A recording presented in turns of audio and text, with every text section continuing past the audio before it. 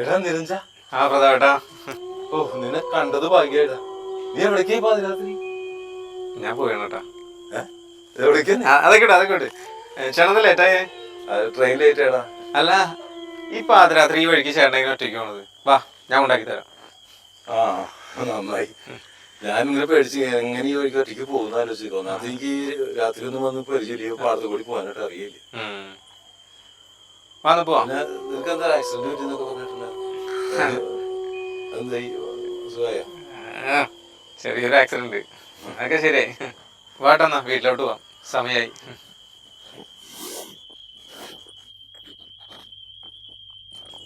എന്താണ് നിന്റെ ജോലിക്കാര്യം? അതെന്തേട്ടാ, ഓരോന്നും റെഡിയാകും, എന്തെങ്കിലും കാരണം കൊണ്ട് അതങ്ങോട്ട് പോകും.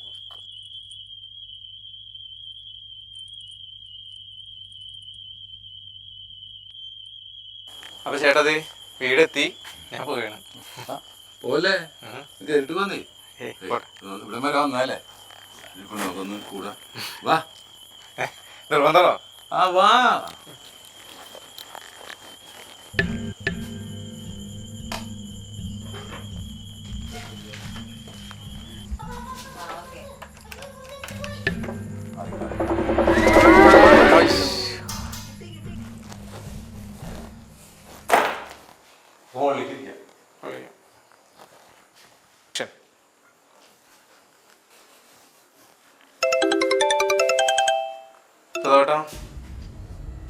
പലതവണ ഞാൻ കണ്ട ഒരു സ്വപ്നത്തെ കുറിച്ച് ഞാൻ ചേട്ടനോട് പറഞ്ഞിട്ടില്ലേ? ആ തോടും റോഡും അല്ലേ? അതല്ലേടാ? അതെ ഏട്ടാ, ആ തോടും അതിനടുത്തുള്ള ആ ചെമ്മൺപാതയും അത് കയറി ചെല്ലുന്ന ഒരു വീടും, ആ വീട് വരെ ഞാൻ എത്താറുണ്ട്. ചേട്ടനോട് മാത്രമാണ് ഞാൻ അതെല്ലാം പറഞ്ഞിട്ടുള്ളത്. ചില വഴികളിലൂടെ നാം ആദ്യമായി പോവുകയാണെങ്കിലും നമുക്ക് നല്ല പരിചയം തോന്നും, പലപ്പോഴും കണ്ടിട്ടുള്ളത് പോലെ. അതുകൊണ്ടാണ് ഞാൻ നിന്നോട് പറഞ്ഞത് ഒരിക്കൽ നീ അത് നേരിൽ കാണും.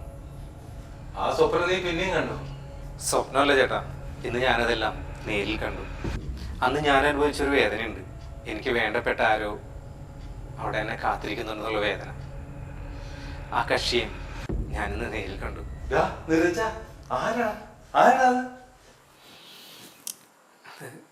ഗായത്രി. ജീവിതം സമ്മാനിച്ച ഒരുപാട് വേദനകളിൽ കരയാനിനി കണ്ണുനീർ ബാക്കിയില്ലാത്തവൾ. ഇതൊക്കെ നീ ശരിക്കും കണ്ടതാ? കണ്ടു ഞാൻ. അവൾ പോലും അറിയാതെ അവൾ എന്നെ കാത്തിരിക്കായിരുന്നു. എന്നിട്ടിപ്പോ അവൾ എവിടെയുണ്ട്? ഇവിടെ എൻ്റെ തൊട്ടടുത്തുണ്ട് അവള്. ആരോ എവിടെയോ ഏതോ ഒരു ഉറക്കത്തിൽ കാണുന്ന ഒരു സ്വപ്നമല്ലേ നമ്മുടെയൊക്കെ ജീവിതം.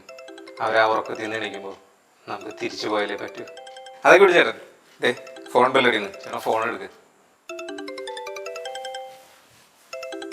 ഹലോ. ആ അച്ഛാ, ഞാൻ കുറെ നേരമായി വിളിക്കണേ, അച്ഛനെ കിട്ടണുണ്ടായിരുന്നില്ല. റേഞ്ച് കുറവായിരിക്കും മോളെ. എന്താണ്? അച്ഛാ, അവൻ പോയി. നമ്മുടെ നിരഞ്ജൻ ആക്സിഡന്റ് ആയി ICUലായിരുന്നു. ഇന്ന് വൈകിട്ട് അവൻ പോയി.